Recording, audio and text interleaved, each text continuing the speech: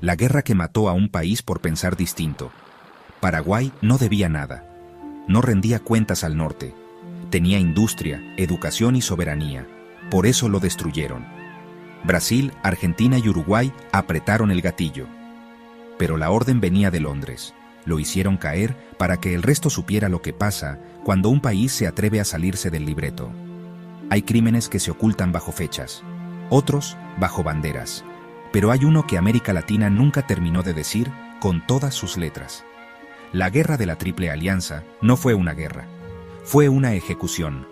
Y Paraguay no fue derrotado, fue sacrificado.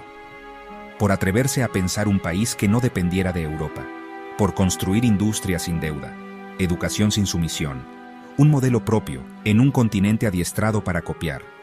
Antes de que lo arrasaran, Paraguay era el país con más alfabetización de Sudamérica. Tenía escuelas técnicas, fundiciones de hierro, astilleros, ferrocarril propio e incluso una línea de telégrafo. No debía un peso a los bancos británicos, no pedía préstamos, no necesitaba importarlo todo, era autosuficiente, y eso era intolerable. Mientras Argentina y Brasil se enredaban en guerras civiles y gobiernos de élite, Paraguay producía.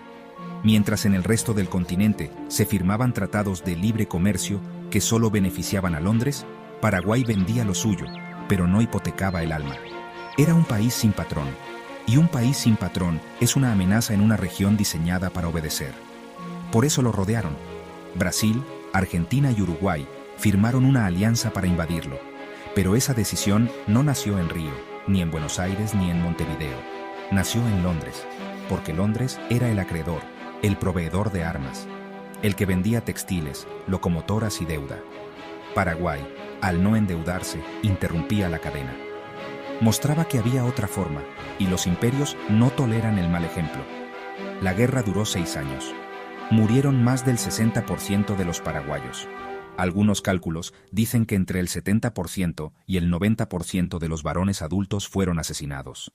Niños enviados al frente con barbas dibujadas en la cara. Mujeres obligadas a reconstruir un país entero desde los huesos. El crimen fue demográfico, económico, simbólico.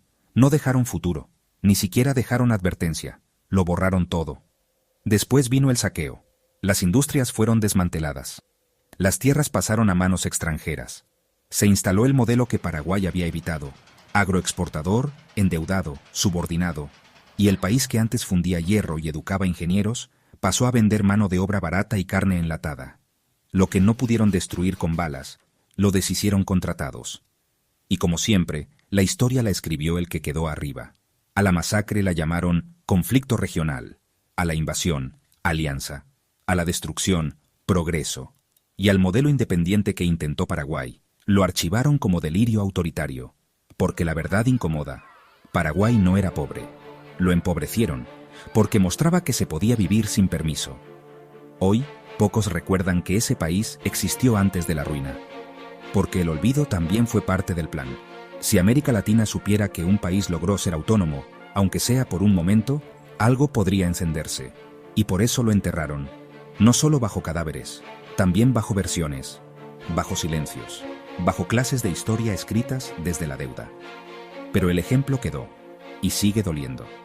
Porque seguimos viviendo en el continente donde producir sin pedir prestado es un crimen, donde querer desarrollarse sin ceder el alma es visto como amenaza, donde cada intento de autonomía se enfrenta a sanciones, bloqueos, golpes blandos, campañas internacionales o guerras con otro nombre.